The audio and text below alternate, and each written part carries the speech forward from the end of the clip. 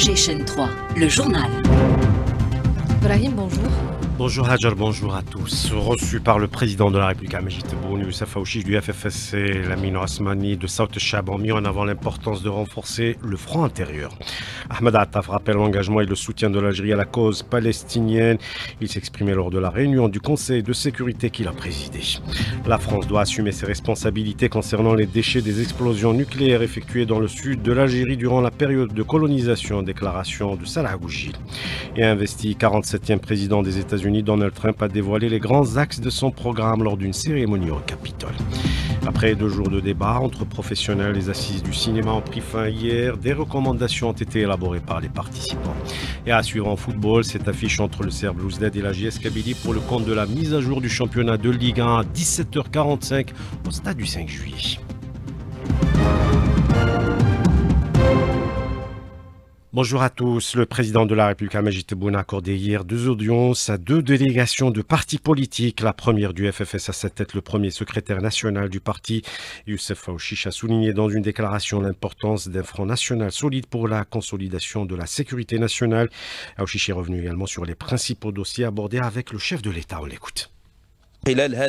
Au cours de cette rencontre, nous avons défendu ce que nous considérons comme des fondements essentiels pour protéger notre État national et renforcer sa sécurité nationale à travers la primauté de l'approche politique dans la gestion des affaires publiques sur toute autre approche, la réhabilitation de la politique et des outils de l'action politique en relançant le débat national et démocratique et en instaurant une vie politique et médiatique pluraliste. Cela passe par le renforcement du rôle des partis politiques, des médias et des organisations intermédiaires qui garantissent une stabilité politique durable et renforcent le lien entre citoyens et institutions, le respect des libertés, la promotion d'un débat démocratique ouvert et la transformation de la vie publique en un espace où la critique des politiques publiques devient un acte citoyen, responsable, constructif et bénéfique pour l'intérêt général, tout en renforçant la crédibilité des institutions et la confiance des citoyens envers l'État, le respect de l'État de droit et de l'indépendance de la justice.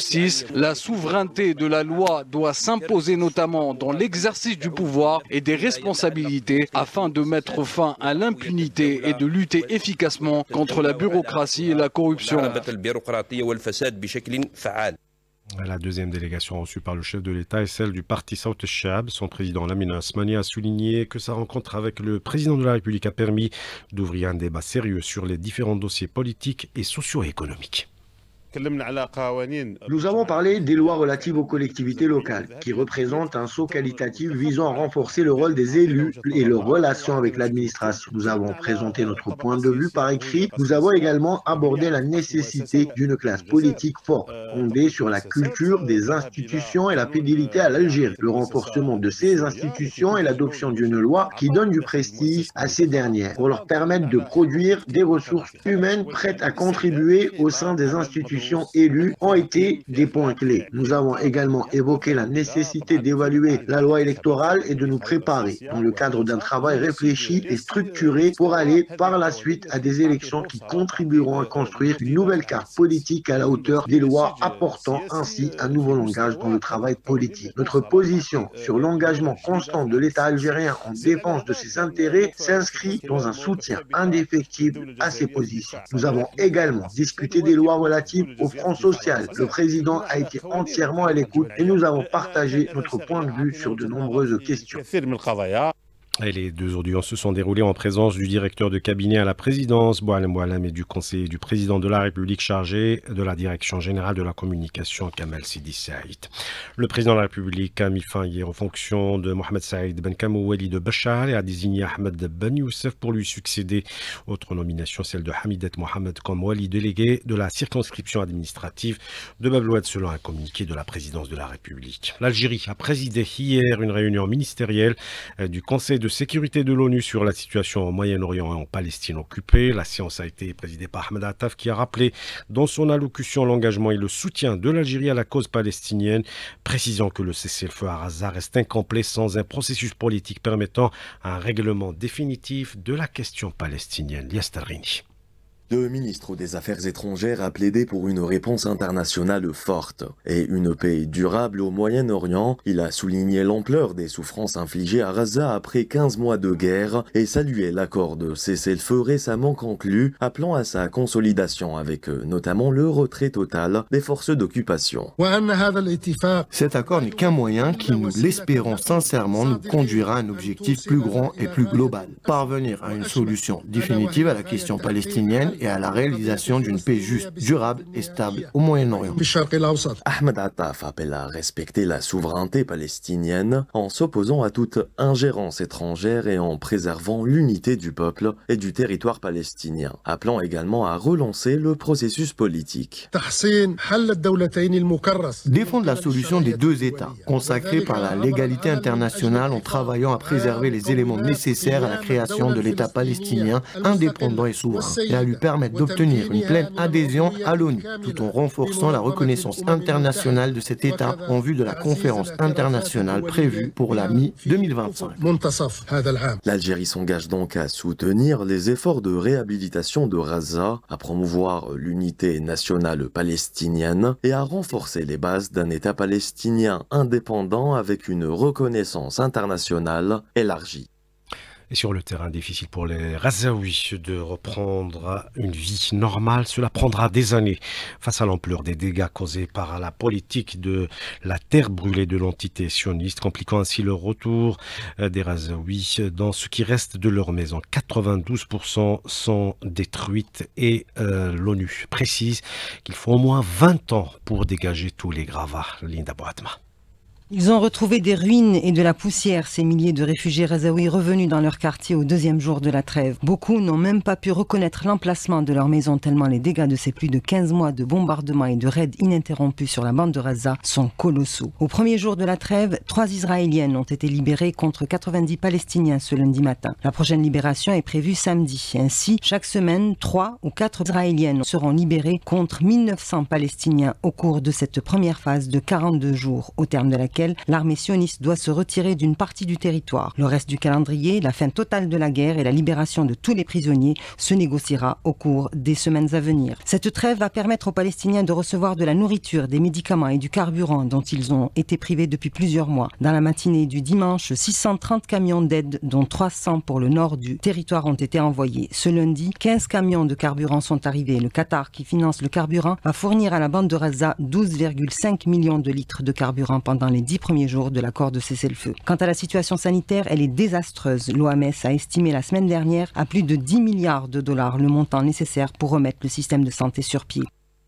Le président du Conseil de la Nation réitère la position de l'Algérie qui exige de la France d'assumer pleinement sa responsabilité dans l'élimination des déchets des explosions nucléaires réalisées dans le sud de l'Algérie pendant la période coloniale. Les habitants de ces régions concernés par ces explosions continuent à ce jour de souffrir de leurs effets délétères, ajoute Salah Goujil qui s'exprimait hier lors de l'examen du projet sur la gestion des déchets. Ces propos sont recueillis par Ibti Aladou.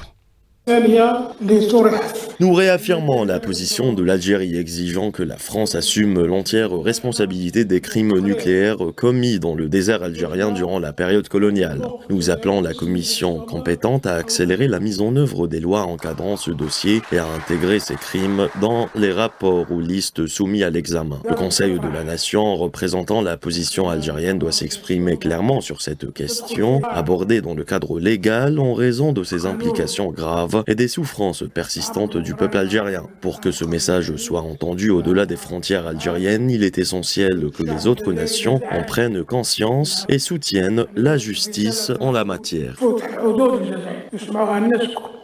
Et de son côté, le ministre des Moudjahidines a dénoncé la campagne haineuse menée par l'extrême droite française contre l'Algérie. On écoute l'Aïd Alabiga lors d'un séminaire sur la préservation de la mémoire et de la souveraineté. Ces campagnes haineuses usent de désinformation et la propagande comme instrument pour porter atteinte à l'Algérie, à son histoire et à son État et son peuple. Elles témoignent de la non-acceptation des progrès et développements de l'Algérie. Ces démarches et politiques qui portent leurs fruits, ils jalousent la cohésion de notre nation, son union et sa confiance en ses institutions qui défendent ses droits, sa qualité de vie et sa souveraineté.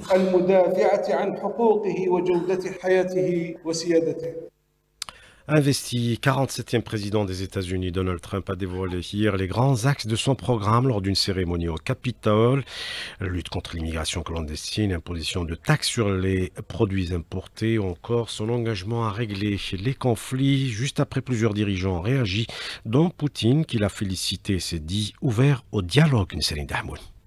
Donald Trump a été investi comme 47e président des États-Unis, le président américain qui est très attendu sur les dossiers de politique intérieure tels que le pouvoir d'achat et l'immigration. Mais pour ce qui est des dossiers de politique internationale, eh bien Donald Trump compte renouer les liens avec la Russie, selon l'expert des États-Unis, Bertrand Badi. C'est là probablement dans la tête de Trump les dossiers centraux. Il faut voir une chose, c'est que Trump a expliqué que l'essentiel pour lui, c'était de parvenir à un accord avec la Russie qui corresponde à la vieille idée de la guerre froide, de l'équilibre de puissance. C'est probablement autour de ça qu'il essaiera de négocier le règlement, entre guillemets, du conflit russo-ukrainien. Donald Trump, qui a promis de commencer son second mandat en signant un nombre record de décrets présidentiels, soit une centaine, notamment en matière d'immigration, et envisage même une déportation massive d'immigrés clandestins. Il devrait également aussi annoncer des grâces pour les assaillants du Capitole condamnés suite à l'attaque du 6 janvier 2021 et lever les mesures de protection sur l'environnement.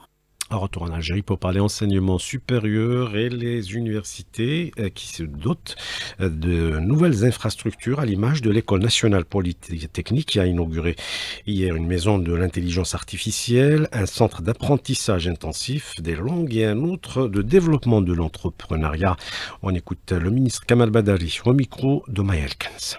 Le centre de développement de l'entrepreneuriat, plus l'incubateur, le Fab Lab, sont des outils qui participent au développement de la culture entrepreneuriale et les étudiants. Ces espaces constituent des outils aussi pour accompagner les étudiants à transformer leurs idées innovantes en produits susceptibles d'être industrialisés, commercialisés, et ce que nous avons noté à travers la création de 47 startups en 2024. Donc l'innovation et la recherche scientifique sont les deux déterminants de la croissance économique qui vont être des indicateurs dans la réalisation des objectifs du plan quinquennal, le plan stratégique d'action du secteur de l'enseignement supérieur 2024-2029.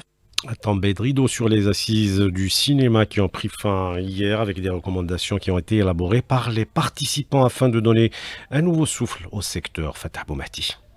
Les assises nationales du cinéma qui se sont déroulées sur 2 jours ont abouti à des recommandations essentielles pour redynamiser le secteur cinématographique en Algérie. Organisées autour de 5 ateliers, elles ont permis d'ouvrir des débats fructueux et de proposer des solutions concrètes. La réalisatrice Fatema Ouzen revient avec nous sur les principales résolutions de l'atelier dédié à l'économie du cinéma.